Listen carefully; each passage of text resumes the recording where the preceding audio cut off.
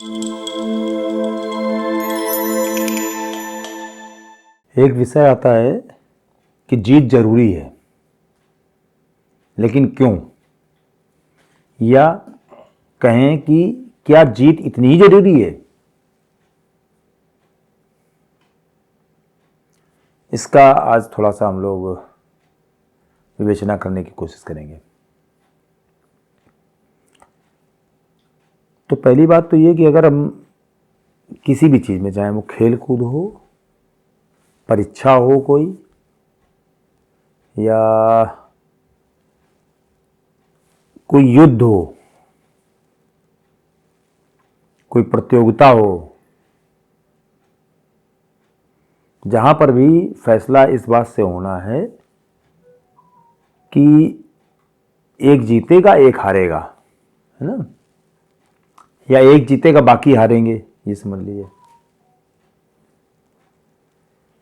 तो वहां पर ये बात बिल्कुल महत्वपूर्ण हो जाती है कि जीत जरूरी है,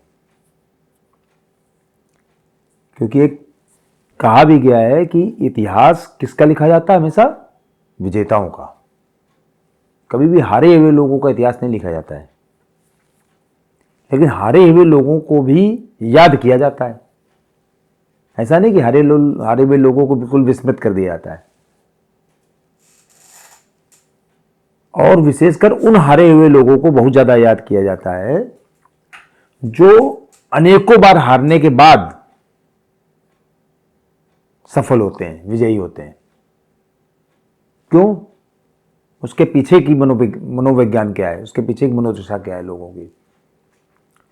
क्योंकि लोगों का ये मानना है कि ये व्यक्ति अगर इतनी बार हारा, इतनी बार पराजित हुआ, इतनी बार फेल हुआ, इतनी बार असफल हुआ, उसके बाद भी इसने अपने प्रयास नहीं छोड़े।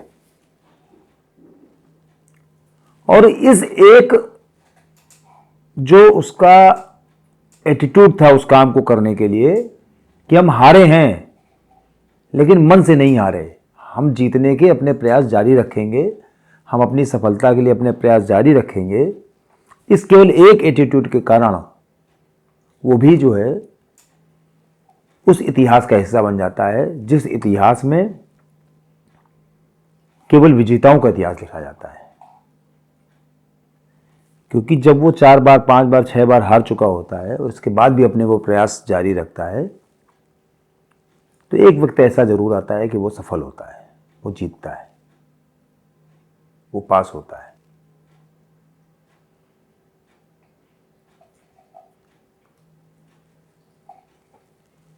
जीतना बहुत जरूरी है,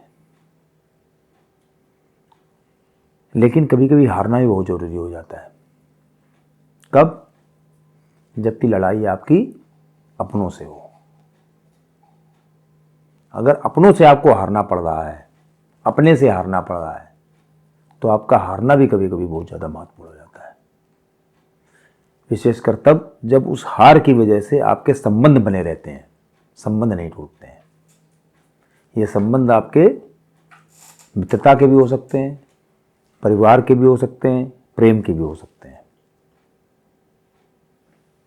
ऐसी स्थिति में अगर हार कर भी वो संबंध बने रहते हैं तो आप ये समझ लीजिए कि आपने जीत से भी बड़ी जीत अर्जित की है, क्योंकि उस हारने की वजह से आपके वो संबंध जो है बच गए। अगर आप जीत जाते तो हो सकता है वो संबंध खत्म हो जाते।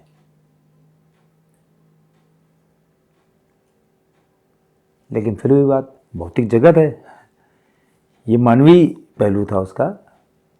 लेकिन चूंकि भौतिक जगत है, तो भौतिक जगत में जैसे हमने पहले कहा कि इतिहास हमेशा विजेताओं का लिखा जाता है, तो आपको याद दुनिया कब करेगी? जब आप विजेता हो जाओगे। और विशेषकर तब जबकि एक बार या अनेकों बार असफल होने के बाद अगर आप सफल होगे, अनेकों बार हारने के बाद जब आप जीतोगे, तो आपको बहुत ज़्यादा याद किया जाएगा। उसके पीछे केवल और केवल एक मनोविज्ञान कि आपने अपने प्रयास नहीं छोड़े। और एक चीज़ है ना कि असफलता हमेशा यही सिद्ध करती है कि सफलता का प्रयत्न पूरे मन से नहीं किया गया। तो अगर ये चीज़ मन में है हमारे कि हम असफल हुए हैं, तो कहीं ना कहीं हमारी प्रयासों में कमी थी, और इसलिए व्यक्ति अपने प्रयास बढ़ाता है, अपने मेहनत बढ़ाता है, अपनी हिम्मत को और बढ़ाता है, और फिर वो अंततः सफल होता है। और यही सफलता उसका इतिहास लिखती है, उसके बारे में लिखती है, लोग उसके बारे में जानते पहचानते हैं।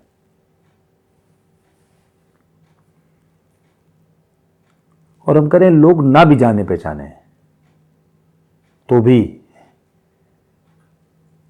अगर आप असफल हुए तो आप उस अंधेरी खाई में चले जाएंगे जहां से कि आप कभी वापस नहीं लौट पाएंगे, क्योंकि आपका जो मनोमस्तिष्क है वो भी गिरता है। तो सफल होना तो बहुत जरूरी है, इसका तो कोई विकल्प है ही नहीं। बस केवल उस कंडीशन में, जैसा कि हमने पहले कहा, कि जहां हार या जीत से हम अपने संबंधों को बचा सकते हैं। मतलब अगर हार जाए और हमारे संबंध बच जाए तो इससे बढ़िया कुछ नहीं है, क्योंकि हमें उसका दूसरा रिजल्ट भी मिल रहा है। दूसरा रिजल्ट हमको क्या पारिश्रमिक मिल रहा है उसका, कि हमारे संबंध बचे रह रहे हैं।